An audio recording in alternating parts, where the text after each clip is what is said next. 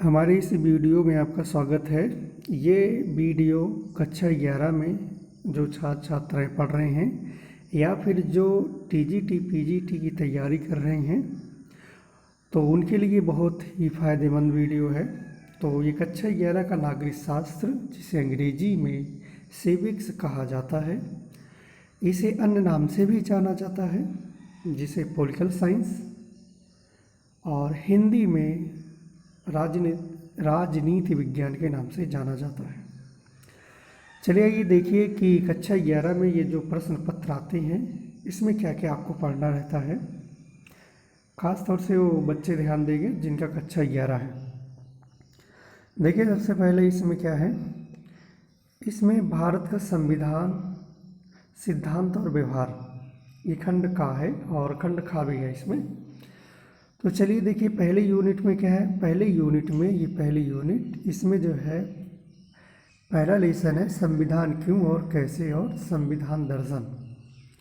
हम ऐसा करते हैं, ये आप देख लीजिए क्या, यानी ये 2 लेसन से 10 नंबर आ रहे हैं, इन 2 लेसन से 10 नंबर और इन 2 लेसन से 10 नंबर, यानी 2 लेसन से 10 नंबर आ रहे हैं टोटल, यानी 10 पाठ होते हैं और ये 50 अंक का होगा।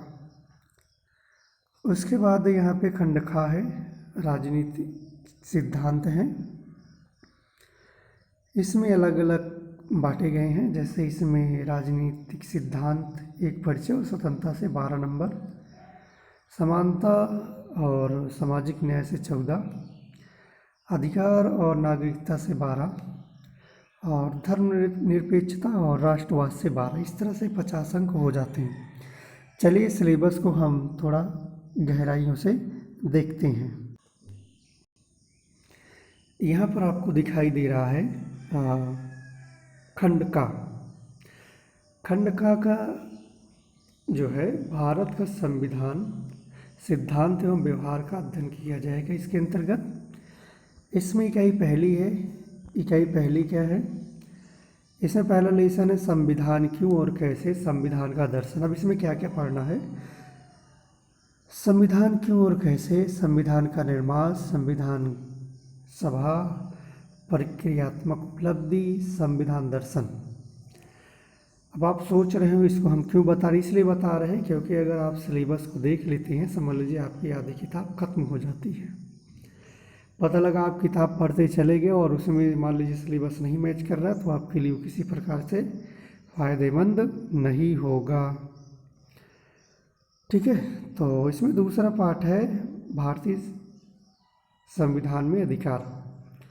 अब अधिकारों का महत्व, भारतीय संविधान मूल अधिकार, राज्य के नीति निर्देशक तत्व, मूल अधिकार, नीति निर्देशक तत्वों के पारस्परिक संबंध, ये पहली यूनिट है। दूसरी यूनिट में जो है आप देख सकते हैं चुनाव और प्रतिनिधित्व। इसमें क्या क्या पढ़ना है, चुनाव लोकतंत्र, भारत में चुनाव प्रणाली, निर्वाचन क्षेत्रों का आरक्षण, स्वतंत्र और निष्पक्ष चुनाव और तथा चुनाव सुधार। दूसरा लेसन है कार्यपालिका। कार्यपालिका क्या है, विभिन्न प्रकार की कार्यपालिका, भारत में संसदीय कार्यपालिका, प्रधानमंत्री, मंत्रिपरिषद, अस्थायी कार्यपालिका और नौकरशाही। ये आपकी दूसरी इकाई है। आगे आप देख सकते हैं इकाई 3। इकाई 3 क्या है, विधायिका। विधायिका में क्या है, विधायिका में सांसद की आवश्यकता क्यों होती है, द्विसदनात्मक संसद, जैसे अपने यहाँ राज्यसभा और लोकसभा है, कहीं पे एकात्मक भी होता है। संसद के कार्य तथा शक्तियाँ, विधायी कार्य और कार्यपालिका पर नियंत्रण, संसदीय समितियाँ और स्वनियमन। ठीक है, अगला लेसन न्यायपालिका। हमें एक स्वतंत्र न्यायपालिका की आवश्यकता क्यों है, इसका जवाब आप आगे पाएंगे क्यों है। न्यायपालिका की संरचना और न्यायिक सक्रियतावाद, न्यायपालिका और अधिकार, न्यायपालिका एवं संसद। आगे देखिए, अगला इकाई 4 है जिसमें संघवाद। संघवाद क्या है? भारतीय संविधान में संघवाद एक शक्तिशाली केंद्र के साथ संघवाद और भारत की संघीय प्रणाली के दंड एवं विशेष प्रावधान क्या क्या किए गए हैं। अगला है स्थानीय शासन, जिसमें हमें स्थानीय शासन की आवश्यकता क्यों है और भारत में स्थानीय शासन का विकास कैसे हुआ। 73वां संविधान संशोधन और 74वां, इसमें क्या चीज़ें वर्णित की गई हैं। आगे यहाँ पे देख सकते हैं इकाई 5 है संविधान एक जीवंत दस्तावेज। क्या संविधान अपरिवर्तनीय होते हैं? ये आप आगे जवाब पाएंगे। संविधान में संशोधन की प्रक्रिया, संविधान में इतने संशोधन क्यों किए गए? देखो इसमें एक लाइन है, क्या संविधान अपरिवर्तनीय होते हैं? वैसे तो संविधान अगर अपरिवर्तनीय होंगे तो देश के लिए खतरा है और ज़्यादा लचीला होंगे वो भी खतरा है, ठीक है, यानी मीडियम होना चाहिए। और आगे यहाँ पर देखते हैं संविधान की मूल संरचना तथा उसका विकास, संविधान एक जीवन दस्तावेज के रूप में, ठीक है। अगला ये लास्ट लेसन है संविधान का राजनीतिक दर्शन। संविधान लोकतांत्रिक बदलाव का साधन, हमारे संविधान का राजनीतिक दर्शन क्या है, ठीक है। अब खंड खा है जिसे भाग हम दूसरा बोल सकते हैं। इसके अंतर्गत आपको पढ़ना राजनीतिक सिद्धांत, ठीक है। राजनीतिक सिद्धांत में क्या क्या पढ़ना है? यहाँ पे राजनीतिक सिद्धांत एक परिचय, यानी राजनीति क्या है, राजनीतिक सिद्धांत में हमें क्या अध्ययन करते हैं, राजनीतिक सिद्धांत को व्यवहार में लाना, राजनीतिक सिद्धांत के अध्ययन का उद्देश्य, स्वतंत्रता, ठीक है, स्वतंत्रता का आदर्श, स्वतंत्रता क्या है, हमें प्रतिबंधों की आवश्यकता क्यों है, हानि का सिद्धांत, नकारात्मक एवं सकारात्मक सिद्धांत। कभी कभी टीजीटी पीजीटी में हानि का सिद्धांत पूछ लेता है और आप सोचते हैं हमने कभी पढ़ा ही नहीं है, ठीक है।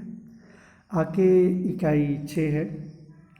अब इसमें जैसे जो कक्षा 11 के बच्चे हैं वो सोच रहे होंगे कि टीजीटी पीजीटी बता रहे, नहीं, ये कक्षा 11 का ही है, लेकिन ये टीजीटी पीजीटी के लिए बहुत ही फायदेमंद है, ठीक है। आगे बढ़ते हैं।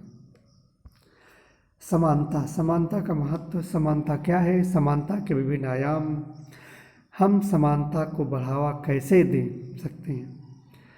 सामाजिक न्याय, न्याय क्या है, न्याय की सुलभता और न्यायपूर्ण वितरण, निष्पक्ष न्याय, सामाजिक न्याय का अनुसरण, ठीक है।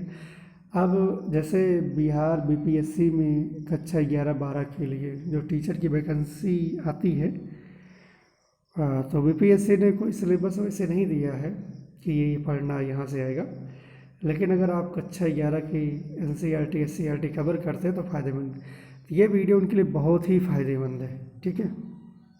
और जो कक्षा 11-12 में है उनके लिए तो रामबाण है, ठीक है, क्योंकि उनके सिलेबस का है, उन्हीं का पूरा मटेरियल ही है, तो एग्ज़ाम में आएगा कहाँ से।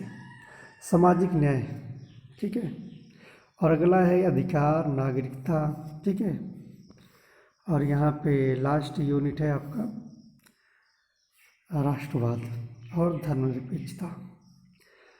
तो ये सिलेबस का वीडियो है, इसको आप ध्यानपूर्वक देख लीजिए। अब अगला वीडियो खंड का पहला लेसन आएगा जिसमें प्रश्न उत्तर होंगे। अब प्रश्न उत्तर में बहुविकल्पी, लघुत्तरी और जो रिक्त स्थानों की पूर्ति है और सही गलत से संबंधित प्रश्न रहेंगे। और जो डाउट होगा आप कमेंट करिएगा। हमारे इस चैनल को सब्सक्राइब कर लें, ठीक है। सर कलीम KALIM एजुकेशन, और वीडियो को ज़्यादा से ज़्यादा शेयर करेंगे, ठीक है। तो वीडियो के हम समाप्त करते हैं। जय हिंद, जय भारत।